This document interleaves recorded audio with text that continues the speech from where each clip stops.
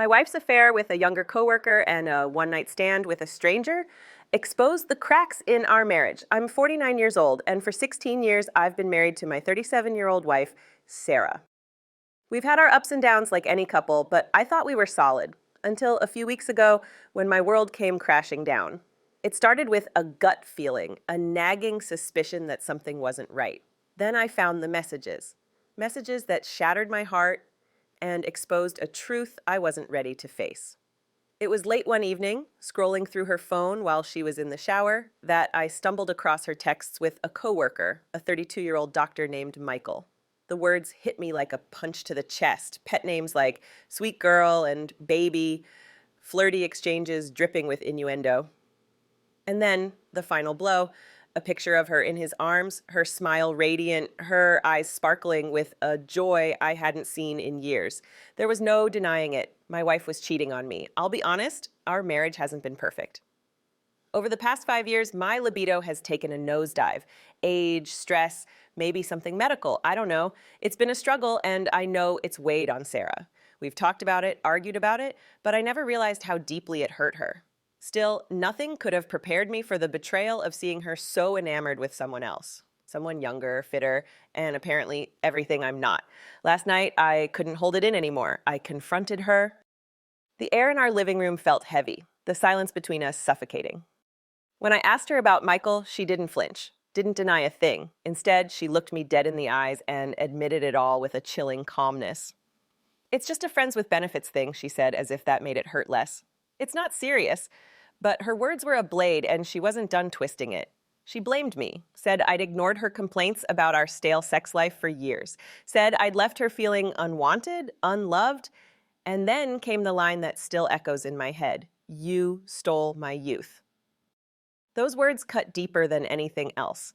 In her eyes, I wasn't just her husband. I was the man who'd trapped her, who'd let her down, who'd failed to keep up with her fire. Desperate for the truth, even though I knew it would destroy me, I asked to see more of their messages. She didn't hesitate. She handed me her phone, almost daring me to look. What I read made my stomach churn. Michael called her sweet girl, described in graphic detail what he wanted to do to her. Her replies were worse. "Anything you want, I'm yours," and playful lines about following doctor's orders. It was like reading a script from a life that wasn't mine, a life where my wife was someone else's fantasy. I lost it.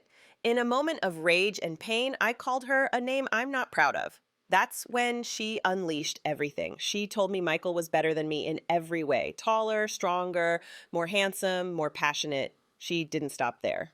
"He fucks me better than you ever did," she said, her voice cold and deliberate. She confessed that when I thought she was out with friends, she was at his apartment, being manhandled in ways I could never compete with.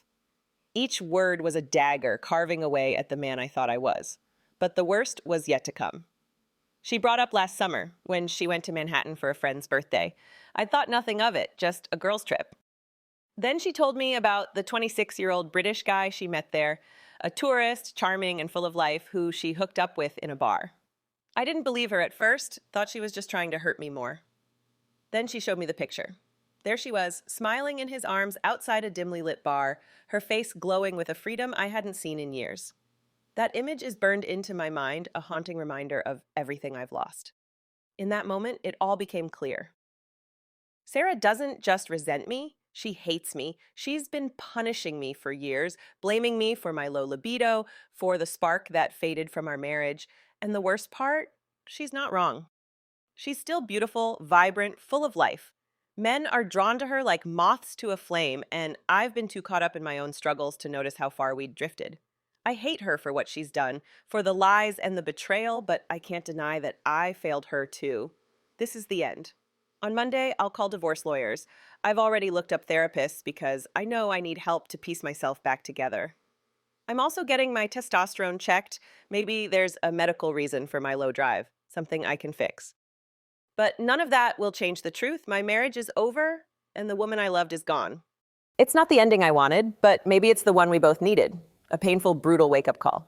If there's one lesson I've learned, it's this. If you stop meeting your partner's needs, someone else will. And when that happens, they won't just cheat. They'll burn your whole world to the ground.